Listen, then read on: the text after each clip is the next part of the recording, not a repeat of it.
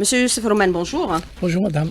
Alors, le droit au développement est constitutionnalisé. Le président de la République a fait du développement local et l'éradication des zones d'ombre la priorité de toutes les priorités. Un programme complémentaire est en cours actuellement qui concerne plusieurs wilayas. Ça a été par Khanchla, puis Tissimsit, et aujourd'hui Khanchla qui a été validé par le dernier conseil des ministres. Qu'est-ce qu'il comprend justement ce programme complémentaire, monsieur Roman? Merci madame. D'abord, merci pour l'invitation. Je ne me souviens plus, il y a 2 mois peut-être, vous m'avez reçu au niveau de cette même émission consacrée globalement au programme des zones d'ombre. Ce jour-là, vous m'avez posé la question concernant le programme complémentaire de Tissimsilt. Et je disais que Monsieur le Président de la République, au début, il voulait s'attaquer aux disparités qu'il y avait à l'intérieur même des communes. Donc c'est le programme des zones d'ombre que nous avons d'ailleurs bouclé globalement le mois de décembre dernier. Mais il fallait aussi régler les déséquilibres qu'il y avait entre les wilayas. C'est pour ça que M. le Président de la République a décidé d'allouer des programmes complémentaires de mise à niveau. Nous avons commencé par la wilaya de Khanchla, c'était la première wilaya qui a bénéficié d'un programme complémentaire. Ensuite est venue la wilaya de Tissimsilt. Et lors du dernier conseil des ministres, il y a eu l'examen du programme complémentaire qui sera alloué à la wilaya de Djelfa. Donc c'est une démarche un peu cohérente qui consiste à mettre à niveau, cette fois-ci, les wilayas, pas au niveau, comme ça a été fait au niveau, pour les zones d'ombre, au niveau de chaque wilaya ou bien de chaque commune. Alors cette mise à niveau, qu'est-ce qu'elle comporte exactement aujourd'hui, monsieur Rouman? Ça a commencé par Khanchla, on l'a cité déjà, on a parlé de Tissimsit, aujourd'hui de Djelfa. Est-ce que c'est les infrastructures de base qu'il va falloir développer pour rattraper le retard en développement?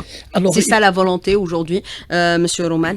La volonté, il faut savoir que les programmes complémentaires qui ont été alloués, soit à Khanchla ou à Tissimsit, ou bien le projet de programme complémentaire de Djelfa qui n'est pas encore annoncé officiellement, c'est des programmes qui sont à connotation économique. C'est-à-dire que c'est pas des infrastructures administratives, mais surtout des programmes structurants qui vont apporter une plus-value. Une plus-value qui vont permettre de redynamiser un peu le développement socio-économique de la wilaya. Je citerai par exemple le programme de Tissimsilt, de Khanchla, c'était le premier programme, où il y avait quand même toute la partie sud de Khanchla, où il y a tout un programme de mise en valeur de la partie sud, avec des projets de forage, d'électrification agricole, d'ouverture des pistes pour permettre un peu le développement du secteur agricole. Il y a un grand projet structurant. Il ne faut pas oublier que la moitié du programme de Khanchla, qui fait à peu près 100 milliards, est destiné à la desserte ferroviaire Bouagui-Khanchla.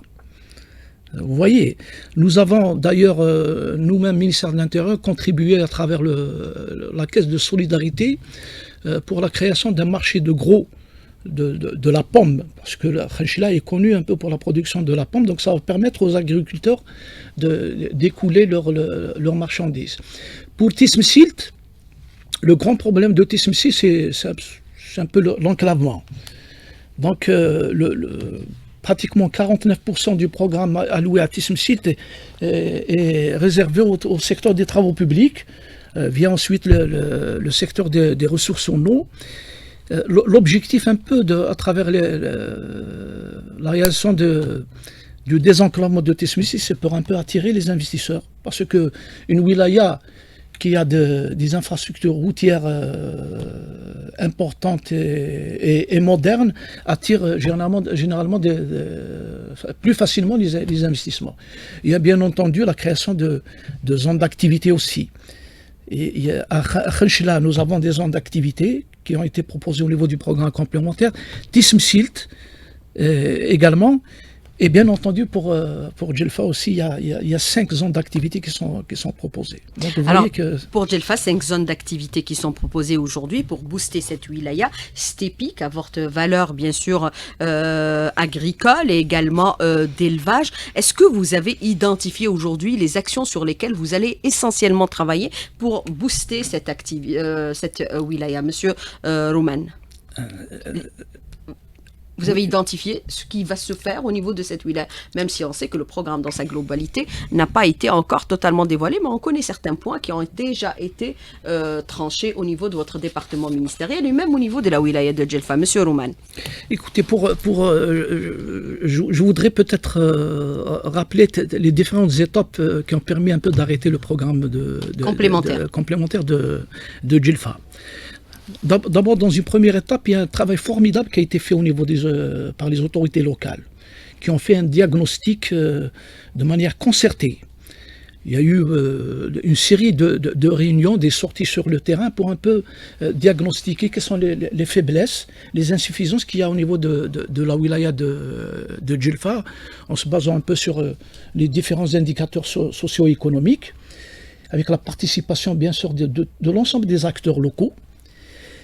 Dans une deuxième étape, vous vous souvenez tous, il y a eu le déplacement de Monsieur le ministre de l'Intérieur, qui est parti le 11 mai dernier au niveau de Djelfa, pour d'abord rencontrer les citoyens, la société civile, et voir quelles sont leurs préoccupations et leurs aspirations. Dans une troisième étape, il y a eu la présentation du projet au niveau d'un conseil interministériel, présidé par Monsieur le Premier ministre, qui a regroupé pratiquement 20 ministres, où nous avons débattu un peu de la consistance physique et des propositions, en arrêtant un peu les secteurs prioritaires. Et la quatrième étape, c'était bien entendu la réunion du gouvernement de mercredi dernier, et ensuite le Conseil des ministres. Donc vous voyez un peu le cheminement un peu pour arrêter le programme de Djelfa. L'essentiel, c'est que ce programme est arrêté avec la participation de l'ensemble des acteurs locaux.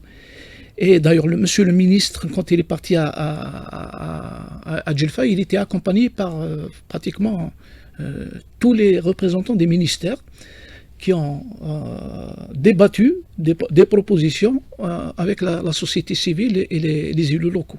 Mais quelles sont les priorités au niveau de cette wilaya? C'est l'élevage, puisque c'est une région stépique, et de pâturage. Est-ce que c'est le domaine, par exemple, agricole également, Monsieur Roumen? Est-ce qu'il y a d'autres aussi activités qui pourraient accompagner la dynamique au niveau de cette wilaya? C'est aussi la réalisation de plusieurs projets structurants. On parle aussi du logement rural. Le président, il a ordonné d'augmenter aujourd'hui le portefeuille de cette wilaya. Quelles sont les priorités que vous avez étudiées, bien sûr, en concertation avec la population, puisque vous avez indiqué que le ministre s'était bien déplacé dans la wilaya et il a pris un peu le pouls de la population. Oui, alors je peux vous donner un aperçu un peu sur le contenu du programme de Djelfa. Il est, d'abord sur le plan financier, il équivaut à peu près à ce qui a été dépensé à Tissim Silt. Pas en termes absolus. Tissim Silt et Khenchela, ils ont eu pratiquement 100 milliards de dinars.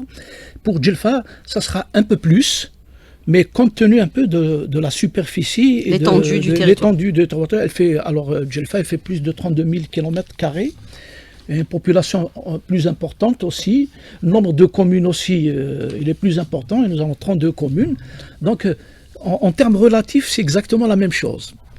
Si on rapporte l'enveloppe par rapport à la superficie, par rapport à la population et le nombre de communes. Le contenu du programme, je disais à peu près, il fait à peu près 180 milliards de dinars, donc c'est 18 000 milliards de centimes. Mais c'est dont va bénéficier la wilaya. La wilaya de Djelfa. Le gros, c'est des programmes sectoriels. Nous avons le secteur le plus important, le premier secteur, c'est les travaux publics. Ensuite, vous avez le secteur de l'hydraulique. Mais à Djilfa, il y a aussi le secteur de l'éducation et de la santé, parce que la wilaya accuse des retards. Vous avez des taux des taux d'occupation de classe parmi les plus élevés au niveau national. Donc, il fallait injecter des infrastructures pour créer de nouvelles places pédagogiques et réduire un peu les effectifs au niveau des classes, la surcharge des classes. La surcharge des classes. Et idem pour la santé aussi. Nous avons, la wilaya de Djilfa accuse un peu de retard en matière d'infrastructures de santé. Donc, il y a une mise à niveau au niveau de ce secteur qu'il va falloir aussi traiter. Il y a le secteur de l'habitat. Monsieur le Président de la République, d'ailleurs, compte tenu un peu de la vocation agro-pastorale de la wilaya de Djilfa, au départ, nous sommes partis au niveau du Conseil des ministres avec un programme de 4000 logements uniquement dans le volet habitat rural. Hein.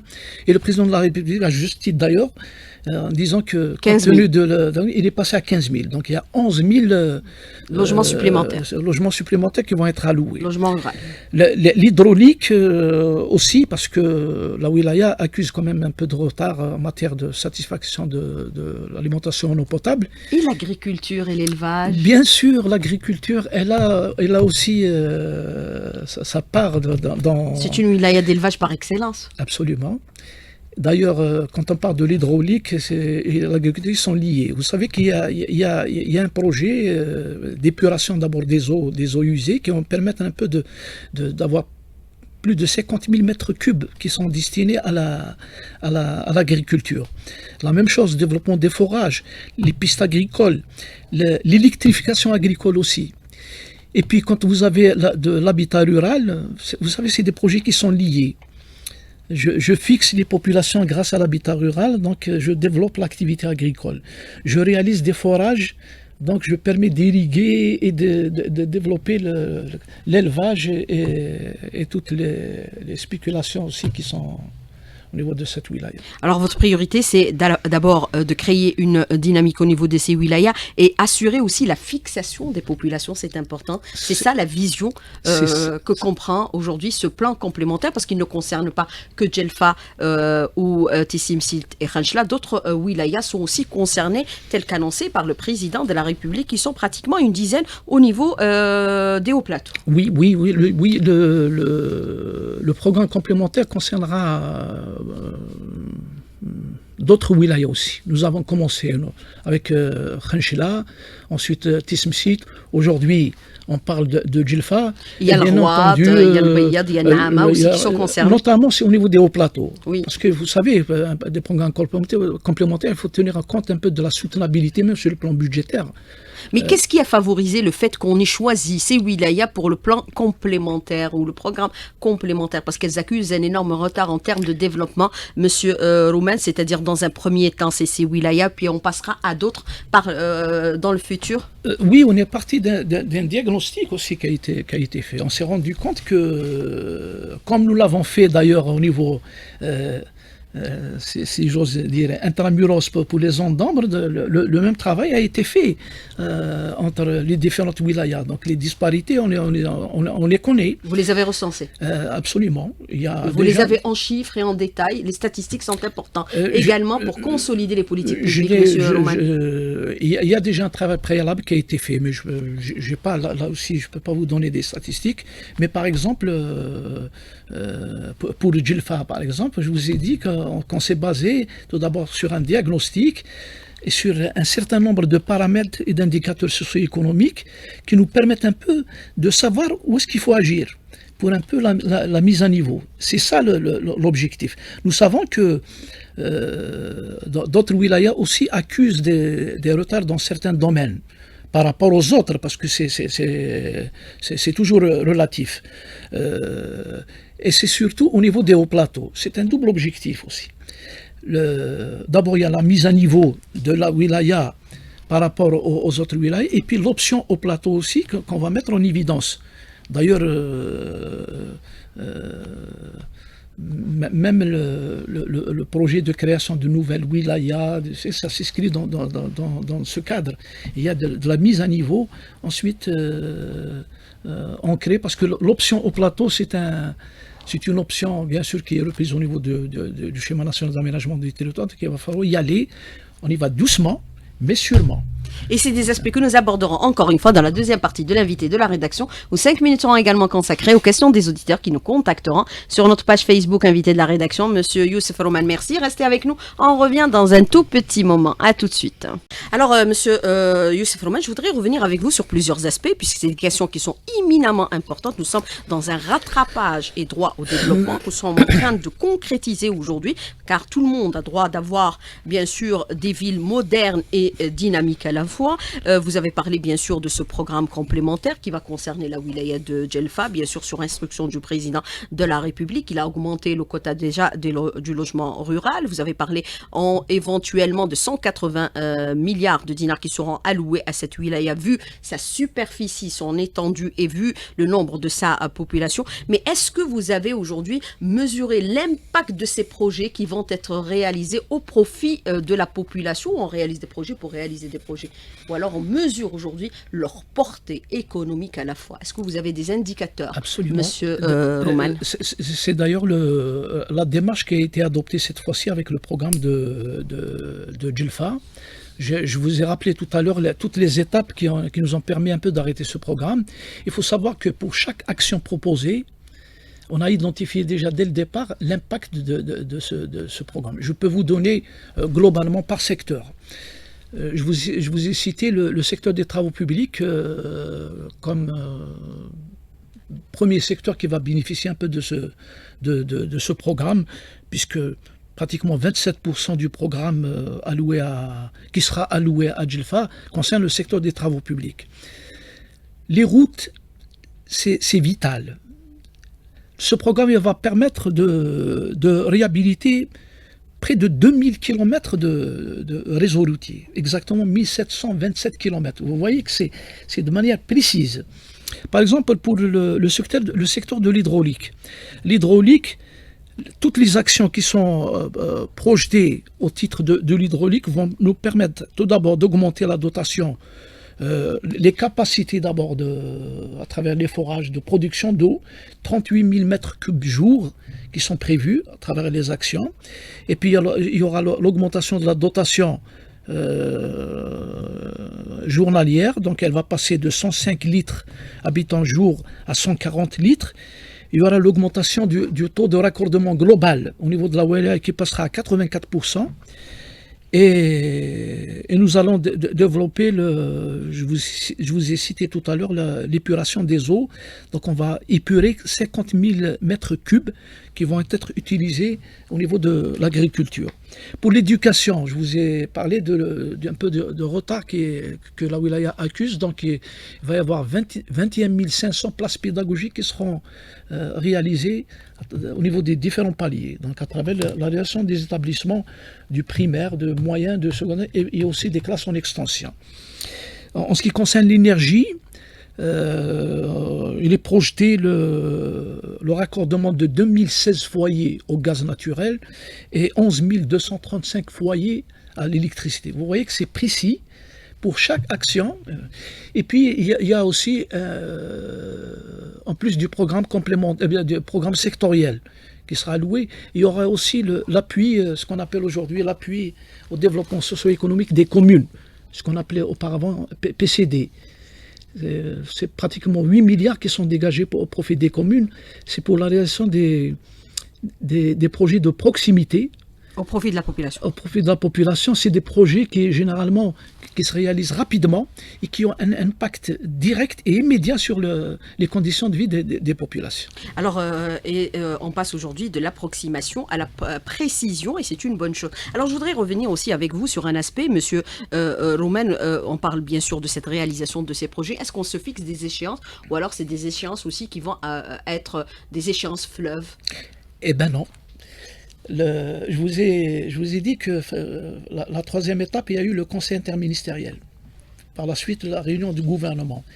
Et d'ailleurs, monsieur le Premier ministre, il a donné des instructions fermes en exigeant d'ailleurs en s'adressant au Wali qui était présent lors du conseil interministériel, en disant qu'il va falloir, dès le départ maintenant, préparer, même au niveau des cahiers des charges, pour que les entreprises qui sont appelées à intervenir pour la réalisation de ce programme, il va falloir passer par exemple au travers en 3x8 pour réaliser dans un laps de temps très court tout le programme qui sera alloué à Djelfa. Et le président avait souvent fait cette remarque, les 3x8. Eh bien, non seulement ça va se faire au niveau de Djelfa, mais par la suite, Monsieur le Premier ministre, d'ailleurs, il vient de signer une instruction cette semaine qui est adressée à tous les membres du gouvernement et ainsi qu'au Wali pour un peu adopter cette démarche, parce que le fait de perdre du temps, et on perd de l'argent. C'est des coûts supplémentaires.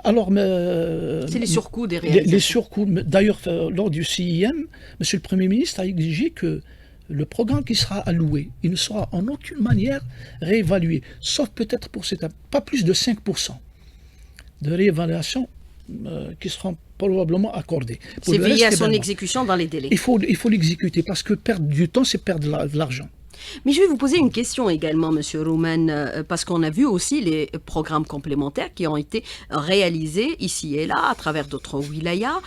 Est-ce qu'on peut considérer aujourd'hui que ces wilayas disposent des outils qui permettent aussi à ces entreprises au niveau local de réaliser une partie de ces programmes, parce qu'on ne va pas ramener les entreprises les mêmes qui vont être à Djelfa, qui vont être à Tissim Silt et qui vont être à Khanchla et qui seront aussi à l'avenir dans d'autres wilayas, en excluant celles qui sont au niveau local. Quelle est votre réponse? Parce qu'on a vu aussi les gens qui revendiquaient que avoir une part de ce programme complémentaire pour créer la dynamique économique et de la richesse au niveau local. Mais au contraire, justement, les objectifs de ces programmes, c'est un peu de créer de la dynamique économique.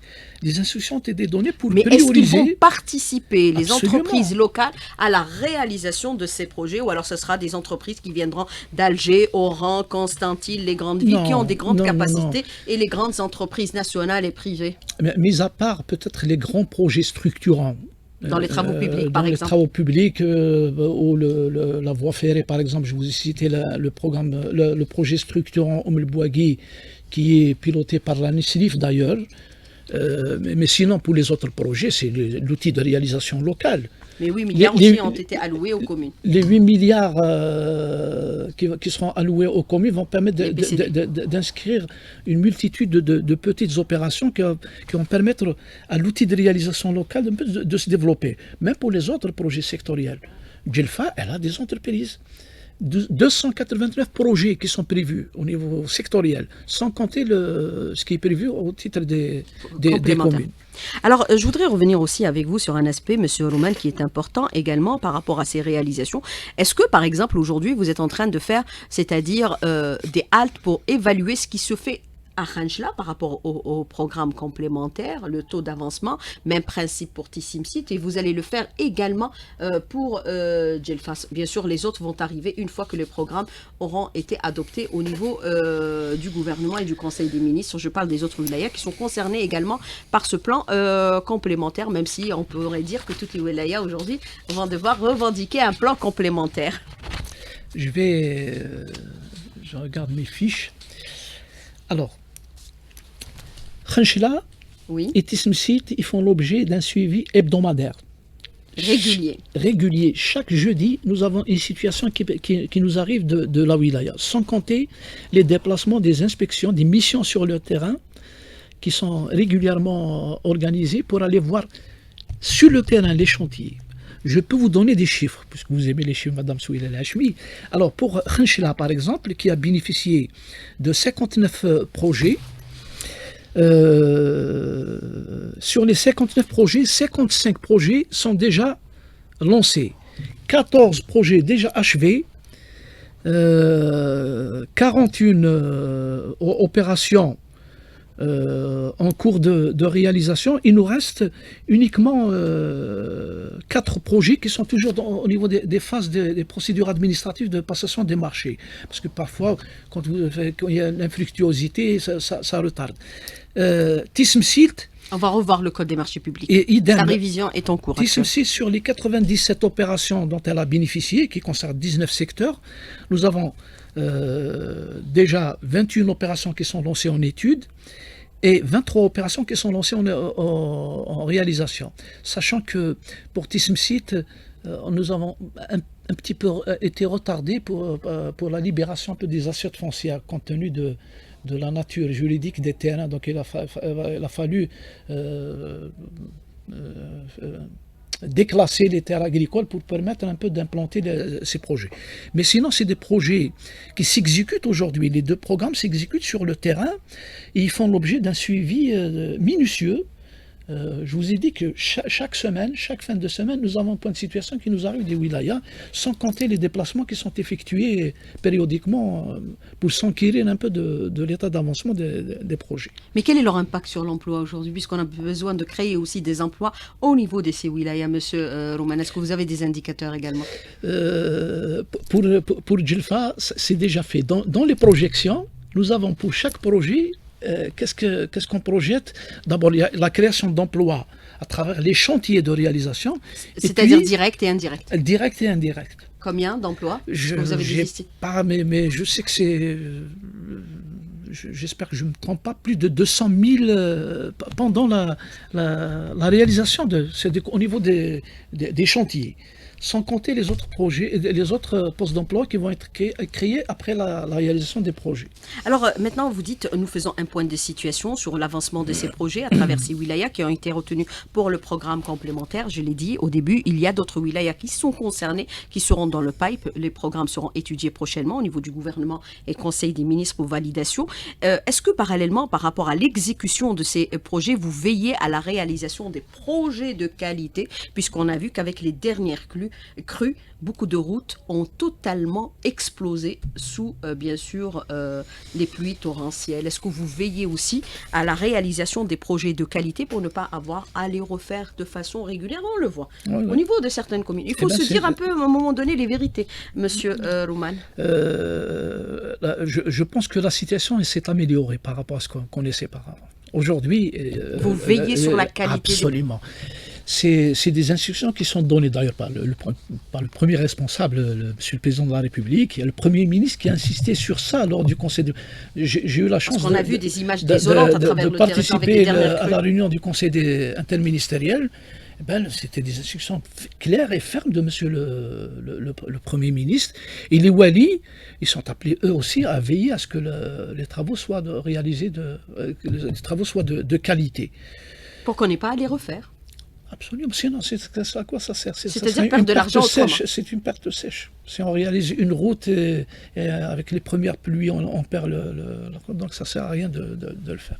Alors, autre question que je voudrais aborder avec vous, bien sûr, on parle de ce plan complémentaire qui concerne les wilayas, normalement 10 dans le pipe. Il y a le Rouat, si ma mémoire ne fait pas de faux. Il y a Naama également qui est concerné. Le président l'avait donné lors d'un conseil des ministres, les wilayas concernés par le plan complémentaire. On a parlé des régions, bien sûr, du Haut-Plateau essentiellement. Mais il y a aussi les nouvelles wilayas au niveau de cette région du territoire national. Elles vont être dotées des moyens dès le départ de leur mise en œuvre également, Monsieur Rouman?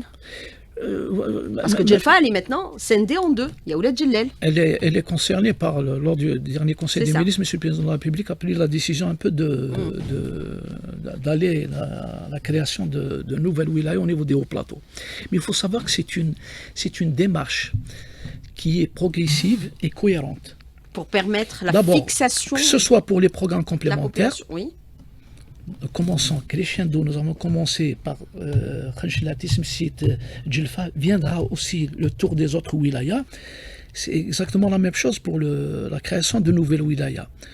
Nous venons de terminer avec les 10 wilayas, c'était vraiment laborieux. 10 wilayas au niveau du sud, ça a commencé depuis 2015.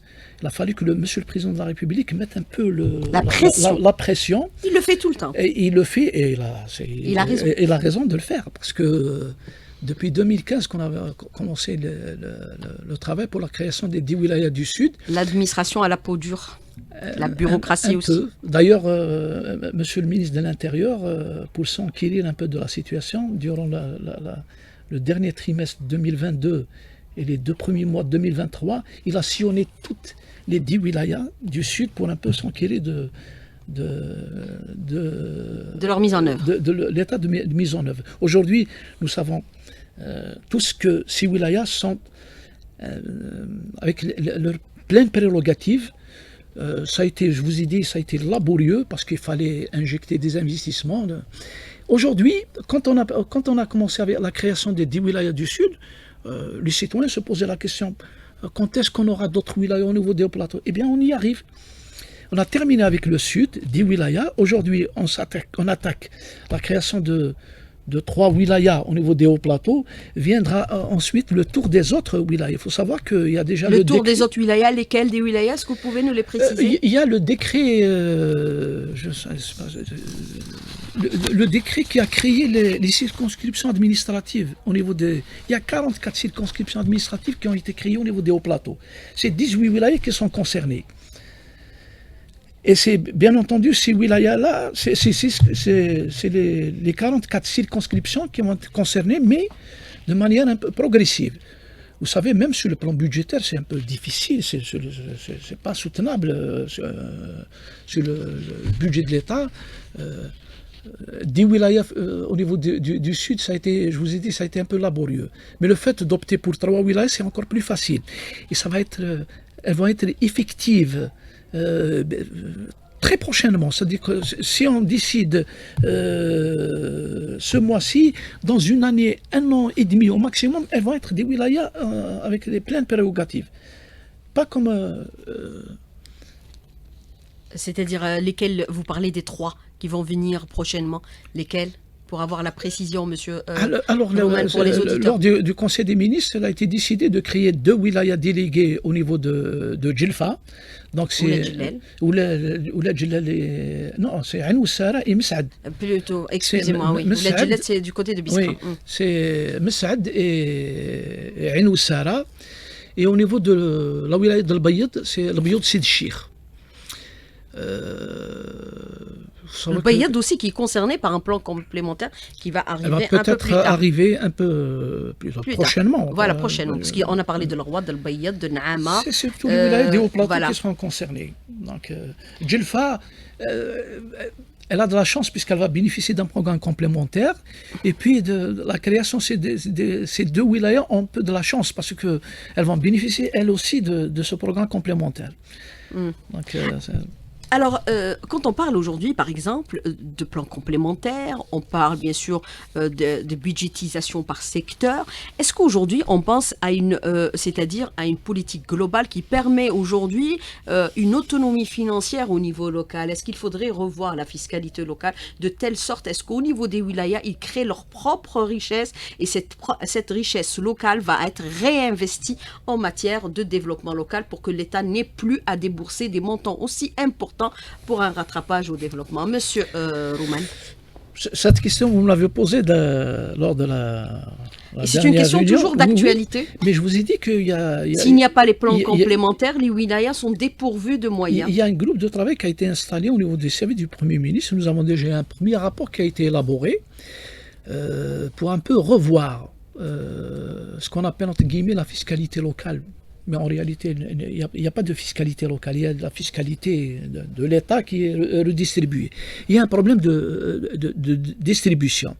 Il y a aussi un grand problème dans notre pays. Et de prérogatives centralisées également. Personne ne veut lâcher un peu de ses prérogatives. Oui, c'est les prérogatives de l'État. L'impôt, c'est les prérogatives de l'État. Mais il y a aussi, en matière de fiscalité, nous avons un grand problème dans notre pays, c'est le problème de recouvrement. La taxe foncière, par exemple, qui est la taxe qui profite par excellence aux collectivités locales, son rendement est très très faible. Vous avez des estimations? Elle est de quel ordre? Je n'ai pas les estimations. Vous dites très faible. C'est très faible. 1%, 2%, 3%? Non, je pense qu'un peu plus, mais ça reste insuffisant. Nous avons aussi un patrimoine. Les revenus patrimoniaux des communes sont aussi très faibles. Et ça, c'est la faute incombe aux communes elles-mêmes. Elles ont un patrimoine